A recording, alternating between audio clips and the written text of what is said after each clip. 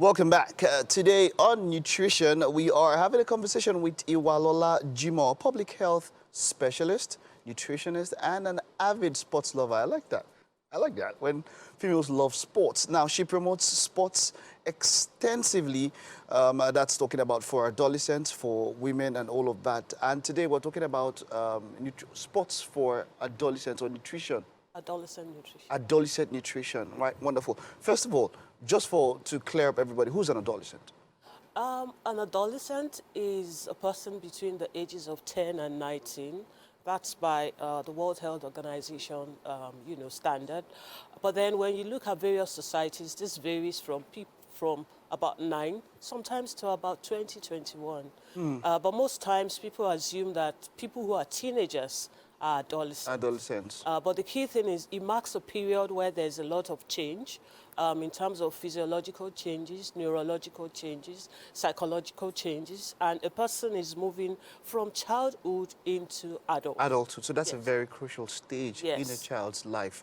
Now, how important is it for a child at that particular point to have the right nutrition? Very, very important. And the reason why I say so is because during adolescence is when a lot of young people pick up different habits. Habits of indulging in alcohol, smoking, and, binging on foods, and sometimes not even taking adequate food, enough food to meet their physical needs. And because this is a period where they're undergoing a lot of changes in their body, they're growing.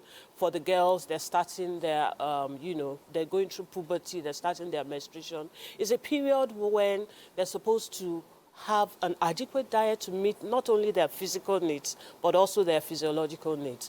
And also, it's also a period where if you've missed something about the nutrition of your child during childhood, you can try and correct so that the child grows into a better adult, a healthier adult, and a more physically active adult. So coming from how a lot of us grew up, we didn't see anything different. We just ate the normal food.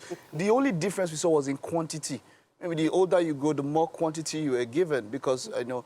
But let's get into it. What kind of food should an adolescent actually take? How should they ration their food, or how should it all be done? Now, the truth is, it's not as if an adolescent is supposed to be on a special diet. Okay. You're supposed to also be on an adequate diet to meet your physical needs and your psychological needs.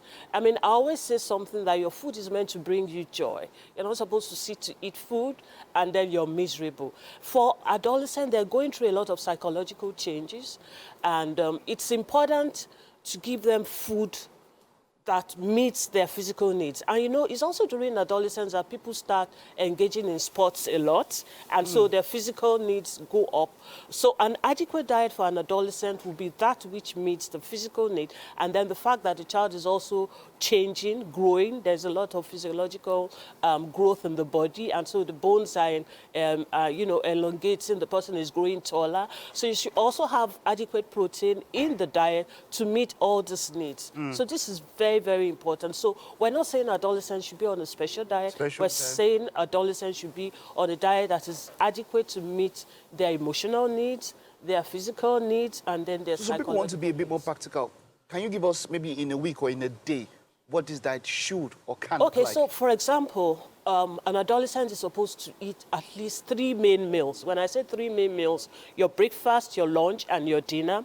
And then you're supposed to have healthy in-between meals. So for example, instead of the meat pie, sausage, you can have your roasted plantain in between. So for example, you wake up in the morning, you need to take your breakfast, you can take moi moi, and then you can take pap with it. That is kind of balanced. Long because I had that kind of breakfast.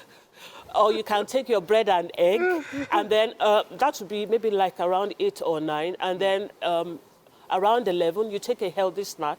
That could be an apple, it could be an orange, a fruit in the season. And then in the afternoon, you have your rice and beans, or you have your swallow and vegetables. But what we're saying is when you want to take your lunch or any food, as a matter of fact, your plate should be 50% vegetables and fruits. Wow. And then the other 50%, you now divide it into 2. You have your carbohydrates, and then you have your protein. And so for your you know, I've talked about your breakfast, I've talked about the midday snack, and I've talked about lunch. And so in the evening around 4 or 5, you can have something like peanuts, groundnuts, you know, cashew nuts, and then you can also have a fruit along with it. And then at night, which would be like 6, 7, then you have your dinner. So what we're saying is, for every main meal that you take, 50% of that must should be. vegetables. So there's this talk now about people who differ on which meal of a day should be probably the heaviest. We'll talk about it should be lunch. So we'll talk about it should be breakfast and all of that. But I know a number of us growing up, sometimes for some people it's even dinner that is so heavy. Does that in any way impact on growing on an adolescent? You know, the weight of the meal, maybe, you know, some people, like you said, okay, baby bread in the morning. Well, how about people that take eba? Wake up and say, because they want, in quote, strength for the day. Maybe they're going to try to do something strenuous, and then they're saying, okay, if I take eba in the morning, it's going to be good. Does that make sense in any way for nutritional needs for an adolescent? The truth is, it's really advisable that your breakfast is heavy, because that is what will provide most of the energy you're going to need to do your work for the day.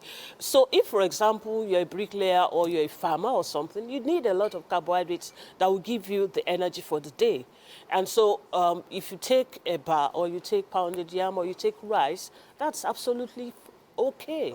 But then what we're saying is, when you have that plate, 80% of it is not supposed to be carbohydrates. It is 50% that is supposed to be carbohydrates. That should be the carbohydrates. Exactly. And so the remaining 50% is still your, you know, vegetables and fruit. So, I mean, the breakfast is advised. Most times we advise because you need what you get from your breakfast to run for the day.